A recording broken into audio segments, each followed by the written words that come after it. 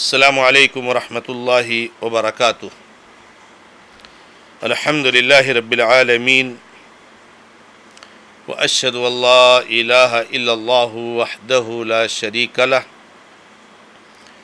واشہد ان محمدا عبدہ ورسولہ صلی اللہ تعالی علیہ وآلہ وسلم۔ اعوذ باللہ من الشیطان الرجیم، بسم اللہ الرحمن الرحیم۔ وَإِذْ أَخَذْنَا مِيثَاقَ بَنِي إِسْرَائِيلَ لَا تَعْبُدُونَ إِلَّا اللَّهَ وَبِالْوَالِدَيْنِ إِحْسَانًا وَبِذِي الْقُرْبَى وَالْيَتَامَى وَالْمَسَاكِينِ وَقُولُوا لِلنَّاسِ حُسْنًا وَأَقِيمُوا الصَّلَاةَ وَآتُوا الزَّكَاةَ ثُمَّ تَوَلَّيْتُمْ إِلَّا قَلِيلًا مِّنكُمْ وَأَنتُمْ مُعْرِضُونَ۔ معزز و معقر ناظرین و ناظرات، سلسلہ تفسیر قرآن کے تحت سورۃ البقرہ کی آیت نمبر 83 آپ کے سامنے پیش کی گئی ہے۔ اس آیت مبارکہ میں اللہ رب العزت نے ارشاد فرمایا ہے، اور یاد کرو اس وقت کو کہ جب ہم نے بنو اسرائیل سے عہد و پیمان لیا کہ تم نہیں عبادت کرو گے سوائے اللہ کی، اور والدین کے ساتھ حسن سلوک کرو گے، اور رشتہ داروں کے ساتھ، اور یتیموں کے ساتھ، اور مسکینوں کے ساتھ، اور لوگوں سے اچھی بھلی باتیں کرو، اور نماز قائم کرو، اور زکوٰۃ ادا کرو۔ پھر تم لوگوں نے منہ موڑا سوائے چند کے تم میں سے، اس حال میں کہ تم اعراض کرتے رہے۔ معزز و موقر بھائیوں اور بہنوں، اللہ تعالیٰ نے اس آیت کریمہ میں بنو اسرائیل یہود سے لیے گئے ایک اہم عہد و پیمان کا تذکرہ کیا ہے، اور یہ وہ عہد و پیمان ہے جو اللہ تعالیٰ نے نہ یہ کہ صرف یہود سے لیا بلکہ ہر نبی کی امتی سے لیا، حتیٰ کہ امت محمدیہ سے بھی اللہ رب العزت نے عہد و پیمان لیا۔ وہ عہد و پیمان، اس کے بنود، اس کے دفعات کیا ہیں؟ سب سے پہلے نمبر پر اللہ رب العزت کے علاوہ کسی کی عبادت نہیں، توحید، پہلا عہد جو اللہ نے ہم سب سے لیا۔ دوسرے، والدین کے ساتھ، رشتہ داروں کے ساتھ، یتیموں کے ساتھ اور مسکینوں کے ساتھ حسن سلوک کرنے کا۔ تیسرے، اللہ رب العزت نے جو عہد و پیمان لیا، لوگوں سے اچھی بھلی باتیں کرنے کا۔ چوتھے، نماز پڑھنے کا۔ پانچویں، زکوٰۃ دینے کا۔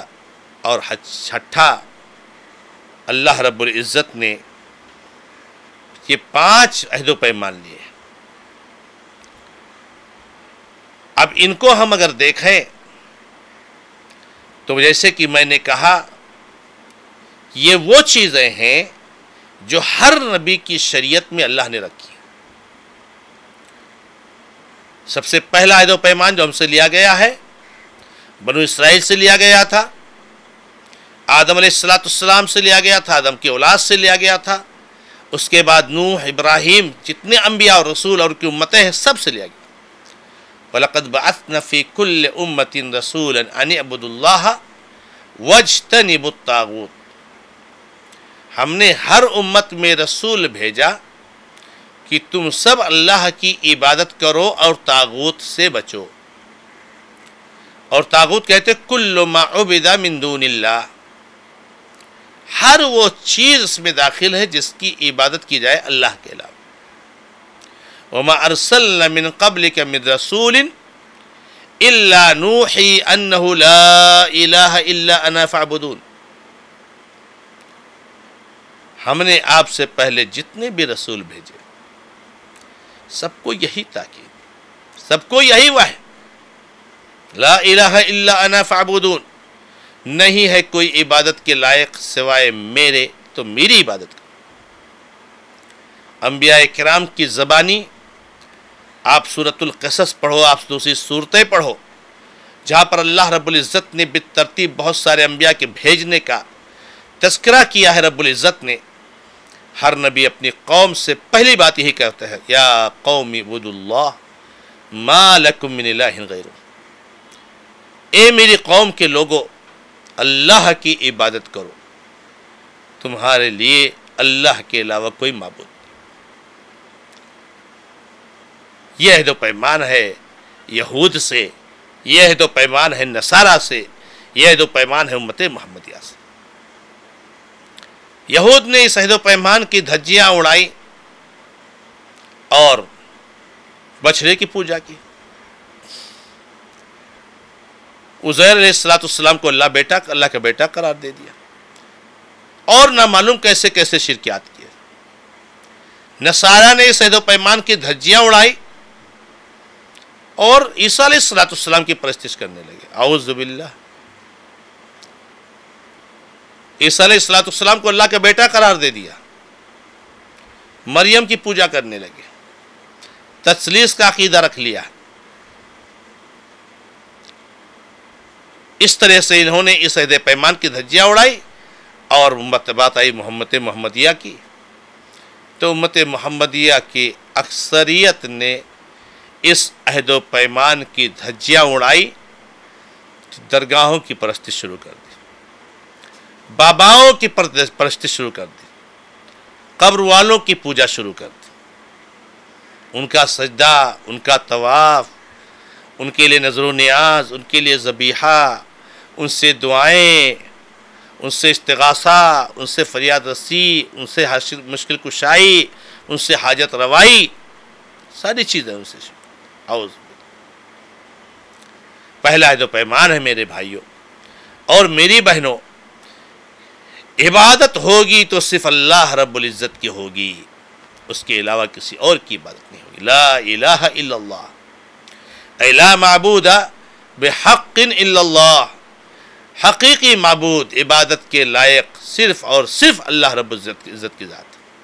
وہ سجدہ ہو تو اللہ کے لیے، نظر ہو تو اللہ کے لیے، طواف ہو تو اللہ کے گھر کا، دعائیں ہو تو اللہ سے، پریشانی میں پکارنا ہو تو اللہ سے، مشکل کشائی ہو تو اللہ سے، حاجت روائی ہو تو اللہ سے، تقرب حاصل کرنے کے لیے ذبیحہ ذبح کرنا ہو تو اللہ رب العزت کے لیے، اللہ کے نام پر۔ یہ سب سے پہلا عہد و پیمان، اور اس عہد و پیمان کے ساتھ اللہ رب العزت نے جو عہد و پیمان لیا کہ وبالوالدین احسانا، والدین کے ساتھ حسن سلوک کرنا۔ غور کیجئے میرے بھائیوں اور میری بہنوں کہ والدین کے ساتھ حسن سلوک کرنے کو اللہ رب العزت نے اپنی عبادت کے ساتھ، اپنی توحید کے ساتھ ملایا۔ کیا مطلب؟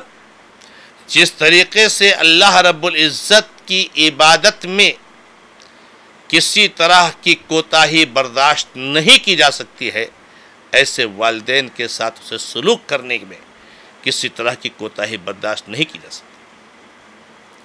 یہ والدین کسی انسان کے اپنی اولاد کے لیے جنت ہے اور جہنم ہے۔ ہم چاہیں تو اپنے والدین کے ساتھ اسے سلوک کر کے، ان سے میٹھی باتیں بول کے، ان سے پیار محبت کر کے، ان کی خدمت کر کے، ان کی ضروریات کو پوری کر کے اپنے آپ کو جنت کا مستحق بنا لیں، اور اگر چاہیں تو ان کے ساتھ بدسلوکی کر کے، ان کے ساتھ جو ہے نہایت ہی بدبختی کا معاملہ کر کے، ناروا سلوک کر کے، ان سے بالکل لا تعلق ہو کر کے، اعوذ باللہ اپنے آپ کو جہنم کا مستحق بنا لیں۔ والدین کے ساتھ اسے سلوک کرنے کو رب العزت نے اپنی توحید کے ساتھ ملایا۔ بڑی اہمیت ہے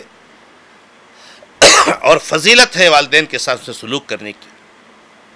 کتنی حدیثیں میرے بھائیوں اور میری بہنوں ہمارے سامنے آتی رہتی ہیں۔ اللہ کے نبی علیہ الصلوۃ والسلام کے پاس جب ایک آدمی آئے اور نبی علیہ الصلوۃ والسلام سے جہاد اور ہجرت کی بات کی، اللہ کے نبی علیہ الصلوۃ والسلام نے کہا تمہاری ماں زندہ ہے؟ تو انہوں نے کہا کہ ہاں میری ماں زندہ ہے۔ اللہ کے نبی علیہ الصلوۃ والسلام نے کہا کہ جاؤ ان کی خدمت کرو کیونکہ ان کے دونوں پیروں کے نیچے جنت ہے۔ اللہ کے نبی علیہ الصلوۃ والسلام نے فرمایا کہ اللہ کی رضامندی باپ کی رضامندی میں، اللہ کی ناراضگی باپ کی ناراضگی میں۔ آپ کے والد خوش، اللہ خوش، آپ کے والد ناراض، اللہ ناراض۔ تو والدین کے ساتھ اسے سلوک کرنا، یہ اللہ رب العزت نے ہم سے عہد و پیمان لیا ہے، اس لیے ضرورت ہے کہ ہم اس کی طرف توجہ دیں۔